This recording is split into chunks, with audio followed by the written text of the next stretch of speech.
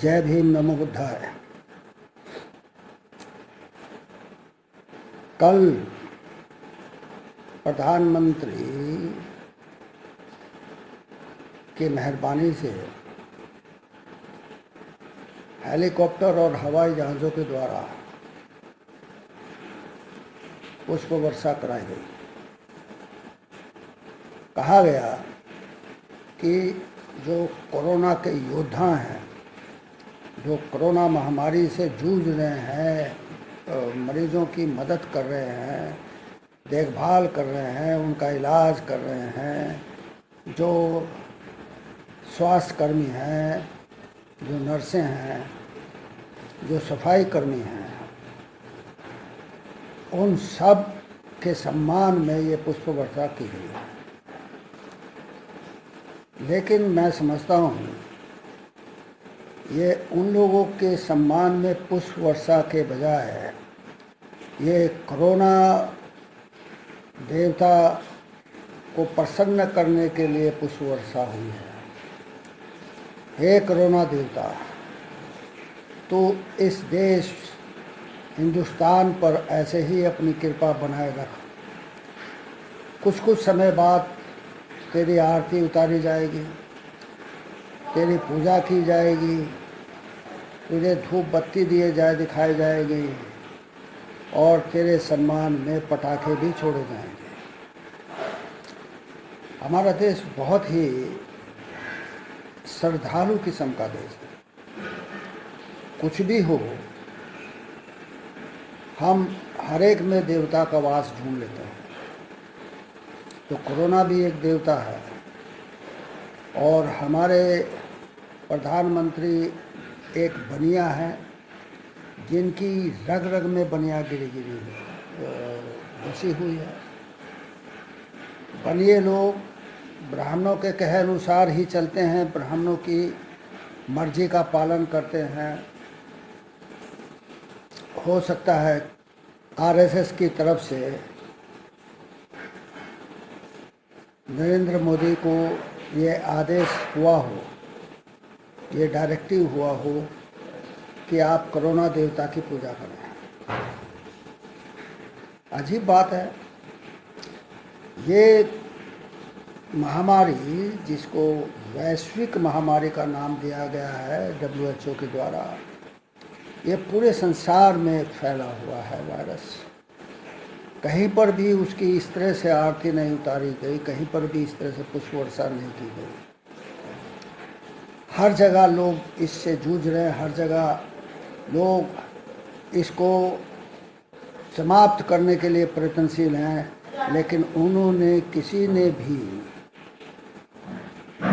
ना तो थाली बजाई, ना घंटी घड़ियाल बजाए, ना दीप जलाए, ना पटाखे छुड़ाए और ना ही आकाश से पुष्प वर्षा की गई। अजीब बात है। जो होना चाहिए वो नहीं हो रहा है। होना ये चाहिए कि स्वास्थ्य कर्मियों को, डॉक्टरों को, नर्सों को, सफाई कर्मियों को प्रोटेक्शन किट दिया जाए, मरीजों के लिए अच्छी से अच्छी व्यवस्था हो। जो लोग कोरोना की वजह से लॉकडाउन में बंद हैं, ऐसे प्रवासी मजदूरों को उनके घर पहुंचाने की व्यवस्था की जाए। सरकार उसमें सहयोग करे, लेकिन सरकार उसमें सहयोग नहीं करेगी। रेलवे स्पेशल ट्रेन अभी चलाने शुरू कर दी है उसने, लेकिन उनका कहना है कि पैसा तो देना पड़ेगा, मजदूरों को इसका किराया चुकाना पड़ेगा और ये जिम्मेदारी उन प्रदेशों की होगी जिन प्रदेशों में ये ट्रेन जाएगी। यानी कि हजारों करोड़ खर्च करने में हमारी सरकार सक्षम है। एक तरह का इसको कहना चाहिए नौटंकी करने में सक्षम है, हजारों करोड़ खर्च करके। लेकिन देश के गरीब मजदूरों को उनके घर पहुंचाने में सक्षम नहीं है। बिहार का मुख्यमंत्री नीतीश कहता है हमारे पास पैसा नहीं है। वहाँ मुख्यमंत्रियों के लिए, मंत्रियों के लिए, सांसदों के लिए और विधायकों के लिए पूरा पैसा है, उनकी सुख सुविधाओं के लिए पूरा बंदोबस्त है, लेकिन गरीब आदमी को दूसरे प्रदेशों से लाने की व्यवस्था नहीं है। हमारा देश महान है और हमारे देश के प्रधानमंत्री नरेंद्र दामोदास मोदी का तो जवाब ही नहीं है। इनकी जितनी जय जयकार की जाए उतनी कम है। तो हे कोरोना देवता, तो हमारे देश पर अपनी मेहरबानियां बनाए रख, तो हमेशा के लिए स्थायी निवास बना ले हिंदुस्तान को, ताकि ब्राह्मणों को भी रोज़गार मिल जाए और बनियों को भी रोज़गार मिल जाए। बाकी SC OBC तो कीड़े मकोड़े हैं, इनकी तो कोई औकात ही नहीं है। इनको अगर ये ख़त्म भी हो जाते हैं या इनको कुछ पीड़ा होती है, दुख होता है, तकलीफ़ होती है, कष्ट होता है, तो होने दो। देश इसके लिए जिम्मेदार थोड़ी है, प्रधानमंत्री इस बात के लिए थोड़ी है। प्रधानमंत्री को तो फुर्सत नहीं है देश के बड़े बड़े धन्ना सेठों की सेवा करने के लिए, उसको फुर्सत नहीं है उनसे पैसा लेने के लिए। अभी प्रधानमंत्री ने